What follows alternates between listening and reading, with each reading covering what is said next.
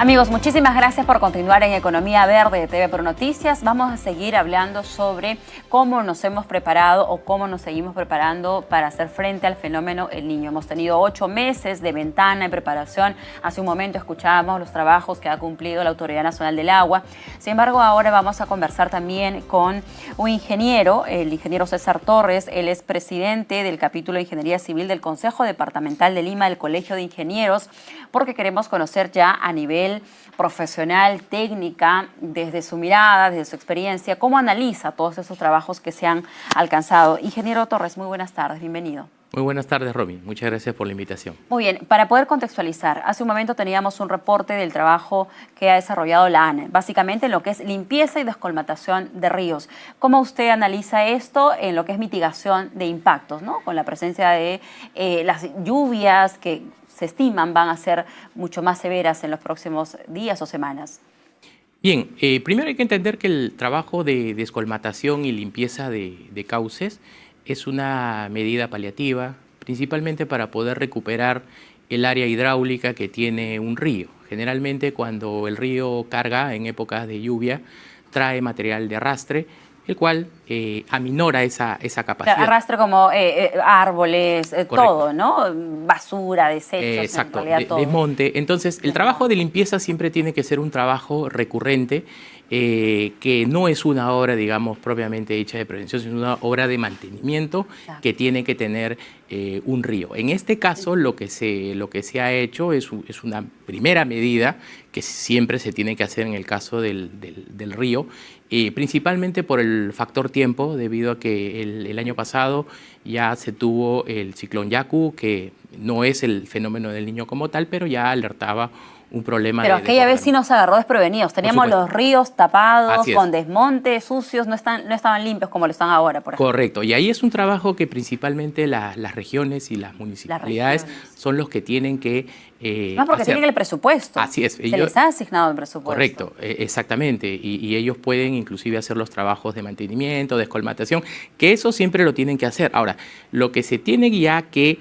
planificar, y en este momento sí, con las medidas que ha tomado el ANA y con la identificación que ha hecho también esa institución, ya es en los tramos críticos donde ya se conoce que los ríos se van a desbordar, empezar a hacer los trabajos de protecciones ribereñas, ¿no? Claro. Las defensas ribereñas, los encauzamientos. ¿Puntos críticos por qué? Porque es una zona mucho más baja, porque es una zona mucho más angosta, confluye un puente peatonal de alto tránsito, que lo convierte en un punto crítico. Claro, los puntos críticos generalmente en los ríos son tramos de curva, donde se evidencian que las velocidades de los ríos o los caudales son mucho más torrentosos y donde generalmente se ven problemas erosivos, desbordamiento. Entonces ahí en esas zonas es donde ya se tienen que hacer obras de infraestructura como defensas ribereñas, hacer trabajos de gavionería, trabajos de muro de contención, que eso sí es una medida de protección, que como tal ya es una obra de infraestructura que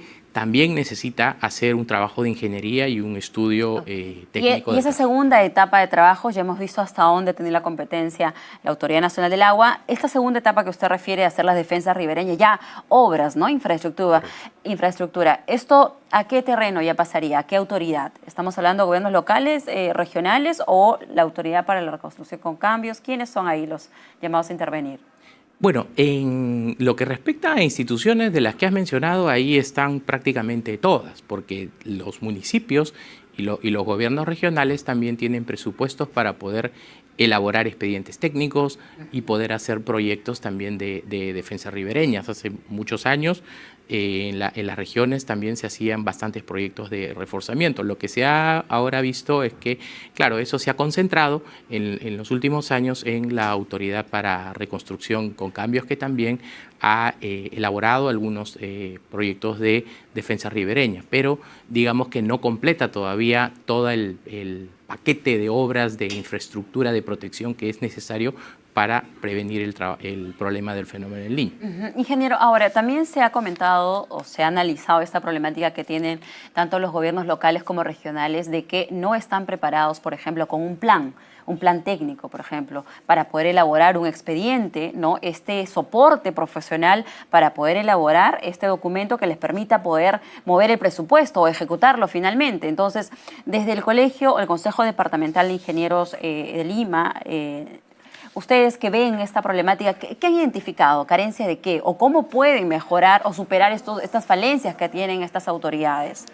Bueno, ahí en lo que respecta al Colegio de Ingenieros, es una institución también descentralizada. No solamente estamos en Lima, sino estamos en las 24 regiones del país. Hay un consejo departamental y las regiones también cuentan con ingenieros calificados en temas geotécnicos, en temas hidráulicos, ¿no? Que pueden también trabajar en esos aspectos. Ahora, lo que también los municipios y los gobiernos también tienen que tener un poco ya el manejo para poder hacer esos proyectos, digamos, de inversión y sobre todo que puedan entrar dentro del sistema de inversión pública, que a veces ahí es donde se ve un poco la ineficiencia, la lentitud, un poco para poder armar esos proyectos, porque presupuestos cuentan con presupuestos. Lo que se adolece mucho es sí la falta de proyectos y de expedientes.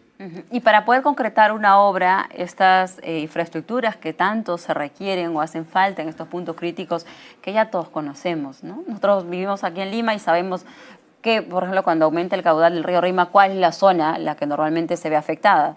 Rápidamente viene a nuestra mente. Y lo mismo debe ocurrir la población que vive en Piura. Dice, acá siempre ocurre. Lo mismo en Tumbes, en Ica. Entonces, ¿qué es lo que pasa? ¿Con cuánta inmediatez o cuán urgente es que se pongan a trabajar? Porque hasta que se ejecute el expediente técnico, la obra, ¿cuánto tiempo hay ese espacio, esa brecha de poder ver ya el resultado? Bueno, ahí es un poco también entrar al tema de las contrataciones públicas. Bueno, el sistema de contratación pública también que tiene el Estado a veces es un poco lento, es un poco burocrático, tal vez por eso es que las regiones a veces tienen problemas para poder hacer los expedientes técnicos y que entren dentro del marco de un proyecto de inversión.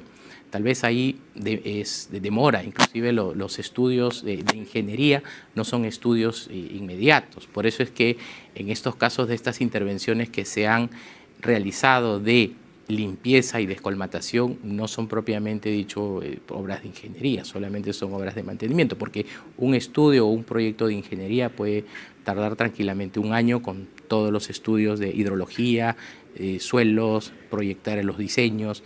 Entonces, pero eso tiene que ya tener una planificación. El problema que a veces es recurrente en nuestro país, que a pesar de saber ya que estamos expuestos a ese tipo de fenómenos naturales que provocan estos desastres, digamos, en el planeamiento que deban tener ya los municipios y las regiones ya deben incorporar esos proyectos para que se puedan hacer. Es decir, ahora los gobiernos regionales y locales que el año pasado asumieron funciones, ¿no? Si es que ellos decidieran actuar a partir de este 2024, a elaborar todo el expediente un año. Claro. Mínimo. Mínimo. Y con otro año. Y con un estudio bien elaborado, ¿no? Que ahí también hay un problema que a veces cuando se mandan a ejecutar los proyectos con expedientes técnicos deficientes, porque hay que decirlo, ahí es donde viene el problema también de las obras que se paralizan o que muchas veces no llegan a cumplir su función. Muy bien. Ok, y respecto a lo que es, vamos a centrar nuestra mirada ahora en Lima, la capital, hay más de 11 millones de personas. ¿Cómo evalúa usted el trabajo de lo que es prevención frente al fenómeno del Niño? Ya vemos el incremento de caudal del río Rímac, las viviendas se van cayendo de a poco. Aquí nomás en San Martín de Porres, el río Chillón también aumentó el caudal. ¿Cómo evalúan usted o usted cómo han visto la situación actual en la que vamos a hacer frente al fenómeno del Niño? Bueno, aún falta todavía más infraestructura para proteger justamente los ríos que has mencionado, los tres grandes ríos que confluyen a Lima y que siempre son propensos a sufrir incremento caudal son el río Rímac, el río Chillón y Lurín, en el cual ahí también hay que hacer obras de defensa, ¿no? Hay que hacer más obras de protección ribereña, sobre todo porque en Lima tenemos el problema de que hay viviendas que están ubicadas y que reinciden. Eso también debido a la informalidad que es conocido.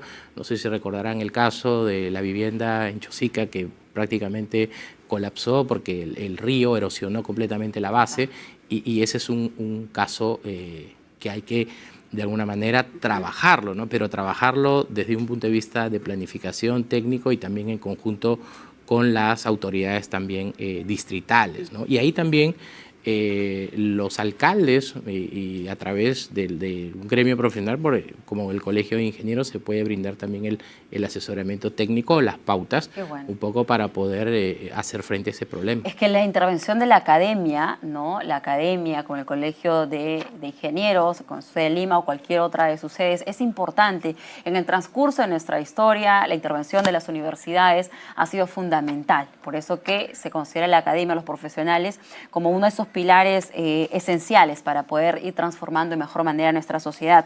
Ahora, y ahí, si me permites, un actor también es la empresa. La empresa privada. La empresa privada también puede aportar mucho con tecnología, con ingeniería también para poder hacer todos esos proyectos. Sí, sí. Ahora, ingeniero, vamos a cambiar un poquito de tema porque también nos interesa mucho. Hace poco, el lunes, tuvimos un sismo fuerte en Japón, en Japón, 7.6 de magnitud y aquí también en el Perú esto sirvió de motivo para poder analizar este silencio sísmico que hay. Estamos hablando 275 años que no ocurre un sismo de magnitud grande, que es lo que se necesita para poder liberar toda la energía que se tiene acumulada. Entonces, estamos 2024 ya. ¿Realmente estamos preparados? ¿Se ha trabajado en algo? Bueno, esa pregunta creo que siempre nos la hacemos de manera recurrente porque ya digamos, a nivel científico ya, digamos, han evidenciado de que efectivamente hay un silencio sísmico. Muy bien, ingeniero, tenemos que ir a la pausa, por favor, permítame. Vamos a la pausa comercial.